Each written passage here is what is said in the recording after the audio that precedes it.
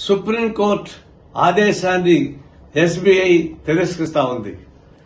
మార్చి 15వ తారీఖు లోపల ఎలక్ట్రల్ బాండ్స్ విషయంపై వివరాలు ఇవ్వమని చెప్పేసి సుప్రీంకోర్టు ఆదేశిస్తే ఇప్పుడు ఎస్బీఐ జూన్ దాకా మాకు టైం కావాలని అంటా ఉంది. అంటే బ్యాంకులు ఇప్పుడు డిజిటల్ చేసింది.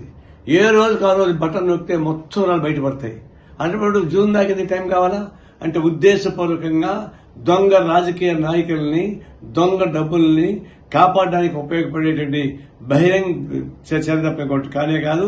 ఇది ఎస్బీఐ తీవ్రంగా ఖండిస్తున్నాం. ఆర్బీఐ ఎస్బీఐ పైన యాక్షన్ తీసుకోవాలా. ఆర్బీఐ యాక్షన్ తీసుకోకపోతే ప్రైమ్ మినిస్టర్ యాక్షన్ తీసుకోవాలా. ఒకవేళ ప్రైమ్ మినిస్టర్ మౌనంగా ఉండి, ఆర్బీఐ మౌనంగా ఉండి ఈ ఎస్బీఐ చేసింది కన్నా ఖండించకపోతే అప్పుడు సుప్రీంకోర్టు ఇచ్చిన ఆదేశాన్ని ధిక్కరించాల్సి వస్తుంది. మరి సుప్రీంకోర్టు ఆదేశాన్ని ధిక్కరించే స్థాయికి మీరు ఆర్బీఐ ఎదుగుతుందా, ప్రైమ్ మినిస్టర్ ఉంటాడా తెలుసుకోవాల్సిన పని అయిపోయింది.